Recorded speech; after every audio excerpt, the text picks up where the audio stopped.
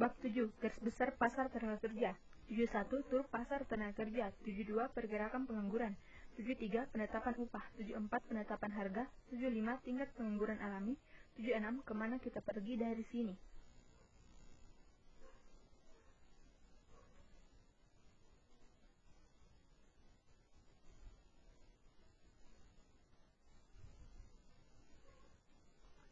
Pasar tenaga kerja.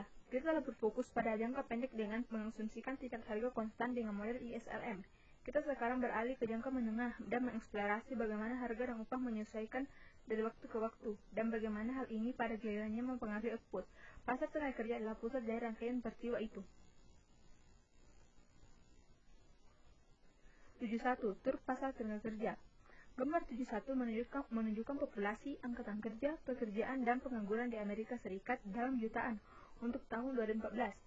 Tingkat pengangguran adalah rasio pengangguran terhadap angkatan kerja dikalikan 100. Itu adalah 9,5 per 155,9 dikali 100 sama dengan 6,1% pada tahun 2014. Jumlah penduduk adalah 318,9 juta, penduduk sipil non-institusional adalah 247,9 juta. Penduduk sipil non-institusional mengacu pada orang-orang yang berusia di atas 16 tahun, yang tidak berada dalam angkatan bersenjata atau di balik jeruji besi, atau di lembaga-lembaga mental yang berpotensi tersedia untuk pekerjaan sipil. Tenaga kerja sipil adalah 195,9 juta. Tenaga kerja sipil sama dengan orang yang bekerja ditambah orang yang menganggur. Orang yang bekerja pada waktu atau pada waktu dianggap bekerja. Orang yang tidak bekerja tetapi telah mencari pekerjaan dalam 4 minggu terakhir dianggap pengangguran. Mereka yang tidak mencari pekerjaan dianggap keluar dari angkatan kerja. Tingkat partisipasi angkatan kerja adalah rasio angkatan kerja terhadap penduduk sipil non-institusional. Tingkat pekerjaan sama dengan penduduk sipil non-institusional kurang jumlah yang dipekerjakan, dan selisihnya dibagi dengan penduduk sipil non-institusional.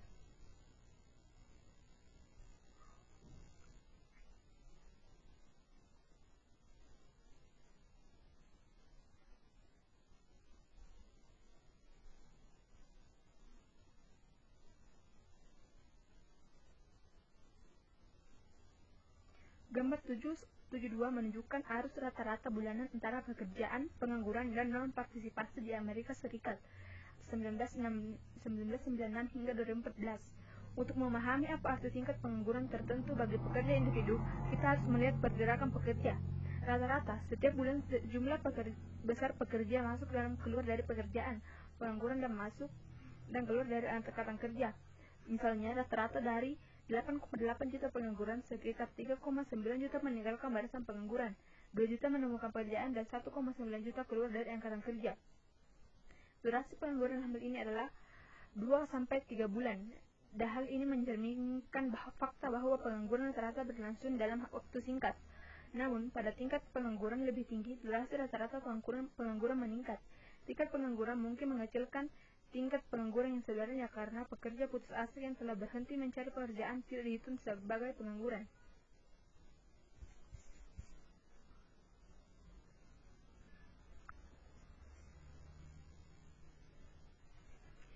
Banyak yang diklasifikasikan sebagai keluar dari angkatan kerja sebenarnya adalah pekerja yang putus asa, tidak secara aktif mencari pekerjaan tetapi akan mengambilnya jika mereka menemukannya.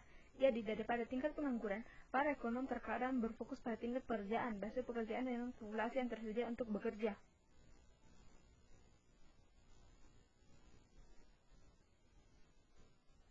Tingkat pengangguran tertentu dapat mencerminkan salah satu dari pasar tenaga kerja aktif. Banyak yang memisahkan dari perekrutan, yaitu banyak pekerja yang masuk dan keluar dari pengangguran, atau pasar tenaga kerja yang sklerotik. Sedikit pemisahan dari perekrutan dan kumpulan pengangguran yang stagnan. Survei penduduk saat ini menunjukkan arus bulanan rata-rata. Pemisahan termasuk berhenti dari PHK dan PHK.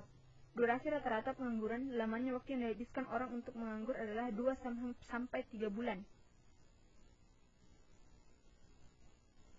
Fokus survei populasi saat ini.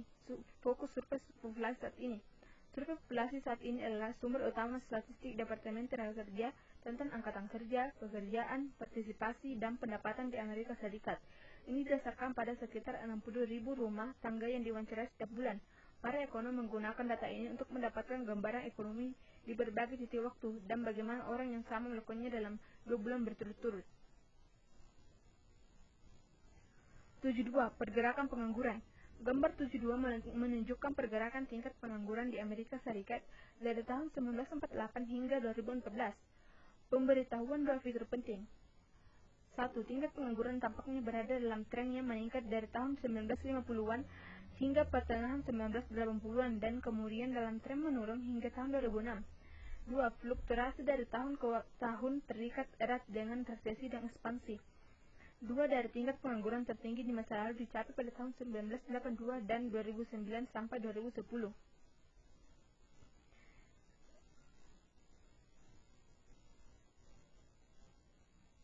Gambar 74 menunjukkan tingkat pengangguran dan proporsi pengangguran yang mencari pekerjaan. 1996 hingga 2014, Anda dapat melihat bagaimana fluktuasi tingkat pengangguran agregat mempengaruhi pekerja individu. Ketika tingkat pengangguran tinggi, persentase pekerja menganggur yang mencari pekerjaan setiap bulan turun. Perhatikan bahwa skala di sebelah kanan adalah skala terbalik.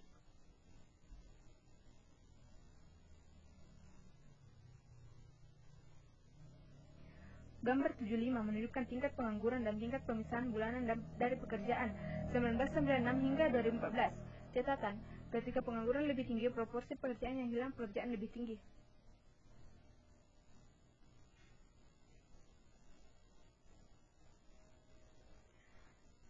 Dua pergerakan pengangguran menyimpulkan, ketika pengangguran tinggi, pekerja menjadi lebih buruk dalam 2 syarat. Pekerja yang bekerja menghadapi kemungkinan lebih tinggi kehilangan pekerjaan mereka. Pekerja yang tidak bekerja menghadapi kemungkinan yang lebih rendah untuk mendapatkan pekerjaan, atau mereka dapat berharap untuk tetap menganggur untuk waktu yang lebih lama.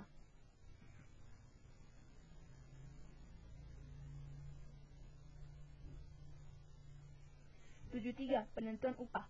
Kadang-kadang upah ditentukan melalui perundingan bersama, perundingan antara serikat pekerja dan perusahaan. Sedikit lebih dari 10% dari upah pekerja AS ditentukan oleh perundingan bersama.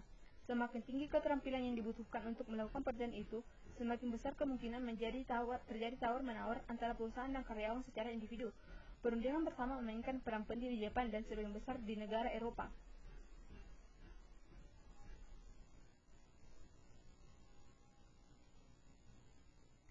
Pekerja biasanya dibayar dengan upah yang melebihi upah reservasi mereka, upah yang akan membuat mereka tidak peduli antara bekerja atau menganggur. Upah biasanya tergantung pada kondisi pasar tenaga kerja. Semakin rendah tingkat pengangguran, semakin tinggi upah. Daya tawar pekerja tergantung pada seberapa mahal bagi perusahaan untuk mencari pekerja lain, seberapa sulit bagi pekerjaan untuk mencari pekerja lain jika mereka meninggalkan perusahaan.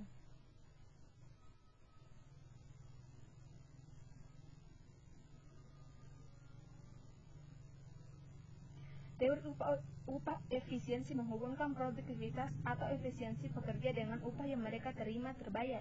Perusahaan mungkin ingin membayar upah di atas upah reservasi untuk mengurangi perputaran pekerja dan meningkatkan produktivitas.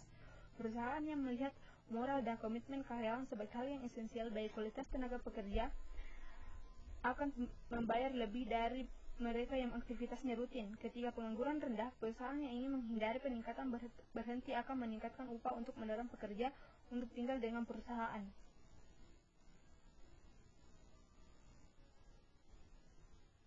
Fokus Henry Ford dan upah efisiensi. Tabel 1 menunjukkan tingkat perputaran dari PKH tahunan dalam persen. Di Ford 1913 sampai 1915, pada tahun 1914, Henry Ford, pembuat Model T, mengumumkan bahwa perusahaan akan membayar semua karyawan yang memenuhi syarat minimal 5% per tahun. Hari pertama 8 jam sehari dibandingkan dengan sebelumnya rata-rata 2,30 dolar untuk 9 jam sehari.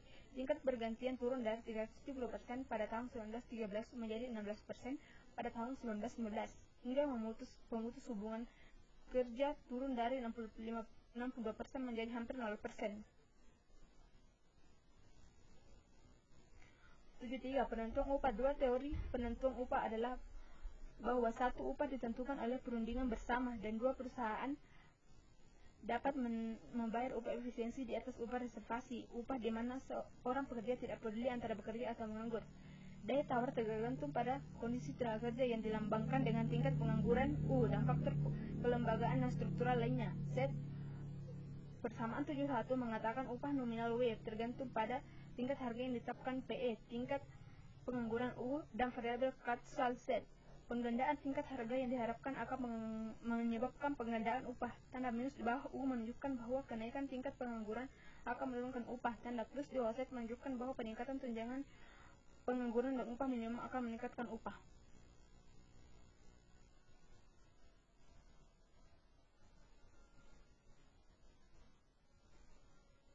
Baik pekerja maupun perusahaan peduli dengan upah real atau W per P, bukan upah nominal. Upah nominal tergantung pada tingkat harga yang diharapkan, bukan tingkat harga aktual, karena ketika upah nominal ditetapkan, tingkat harga yang relevan belum diketahui.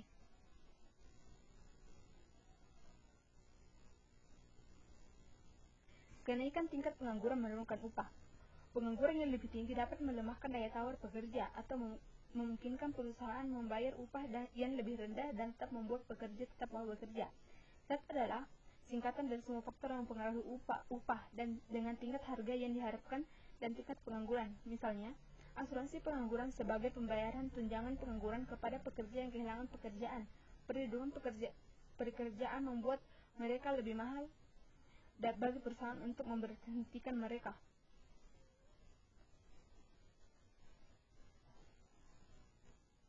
74. Penentuan harga. Harga yang ditetapkan oleh perusahaan tergantung pada biaya mereka, yang pada gilirannya tergantung pada sifat fungsi produksi. Y sama dengan AN, di mana Y adalah output, N adalah kesempatan kerja, dan A adalah produktivitas tenaga kerja atau output per pekerja. Dengan asumsi, tenaga kerja adalah hanya input yang digunakan untuk menghasilkan output dan satu pekerja menghasilkan satu unit output. Fungsi produksi adalah hubungan antara input yang digunakan dalam produksi dan jumlah output yang dihasilkan. Dan pada harga input tersebut, persamaan 72 mengasumsikan bentuk yang sangat sederhana dari fungsi Y sama dengan N dengan menempatkan A sama dengan 1. Jadi, kita mengasumsikan bahwa biaya untuk memproduksi satu unit output lebih banyak adalah biaya satu pekerja lagi sama dengan W. Asumsikan persaingan tidak sempurna di pasar barang, jadi perusahaan memiliki beberapa kekuatan penetapan harga. Kemudian, mereka menetapkan harga menurut persamaan 73, di mana harga sama dengan markup N di atas biaya, P sama dengan 1 ditambah M kali W.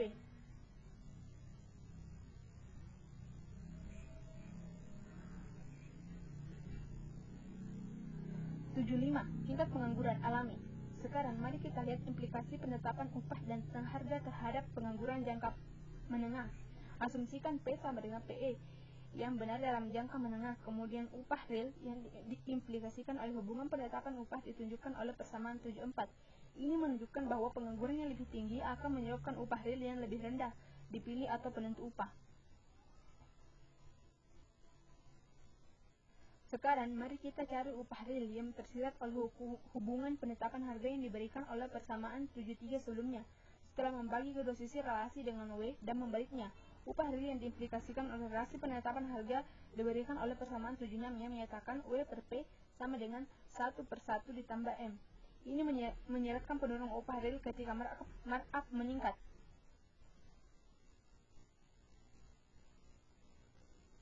Gambar 76 menunjukkan hubungan penetapan upah, hubungan penetapan harga dan tingkat pengangguran alami. Hubungan penetapan upah berlereng negatif ketika upah real diplot terhadap tingkat pengangguran. Semakin tinggi tingkat pengangguran, semakin rendah upah real. Hubungan penetapan harga digambarkan sebagai kurva horizontal karena upah real seperti yang tersirat dalam hubungan penetapan harga tidak tergantung pada tingkat pengangguran. Itu tergantung pada markup. Tingkat pengangguran alami diberikan oleh titik di mana dua kurva berpotongan. Hal ini menunjukkan equilibrium di pasar tenaga kerja karena upah real yang dipilih oleh penentu upah sama dengan upah real yang diimplikasikan oleh hubungan penetapan harga. Tingkat pengangguran alami adalah tingkat pengangguran sedemikian rupa sehingga upah real yang dipilih dengan penetapan upah sama dengan upah real yang tersirat oleh penetapan harga. Perhatikan tingkat pengangguran alami akan berubah ketika salah satu dari dua kurva bergeser karena perubahan Z atau M.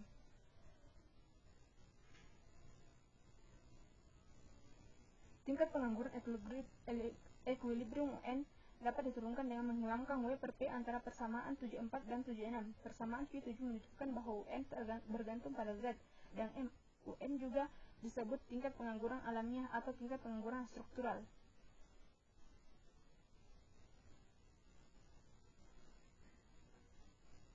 Gambar 77 menunjukkan dampak peningkatan tunjangan pengangguran terhadap tingkat pengangguran alami. Peningkatan tunjangan pengangguran menyebabkan peningkatan tingkat pengangguran alami. Peningkatan tunjangan pengangguran Z menggeser kurva penetapan upah ke atas. Kurva bergeser dari WS ke WS. Keseimbangan bergerak dari titik A ke titik A aksen. Tingkat pengangguran equilibrium meningkat dari UN ke UN aksen.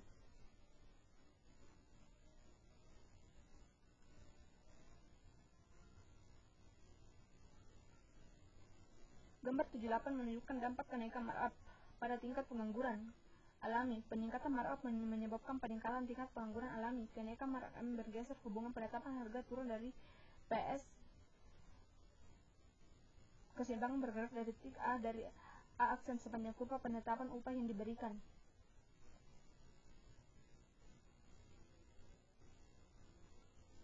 Tujuh 6. Kemana kita pergi? Dari sini, kita mengasumsikan bahwa tingkat harga sama dengan tingkat harga yang diharapkan. Dalam jangka pendek, tingkat harga mungkin berubah menjadi beberapa dari apa yang diharapkan ketika upah nominal ditetapkan, sehingga pengangguran tidak harus sama dengan tingkat alamiah atau output yang sama dengan tingkat alamiahnya, karena ekspektasi tidak mungkin salah secara sistematis. Dalam jangka menengah, output cenderung kembali ke tingkat alamiahnya. Bab berikutnya akan memundurkan asumsi bahwa tingkat harga sama dengan tingkat harga yang diharapkan. Ini memberi kita persamaan untuk menemukan tingkat penunjang alami, yaitu NN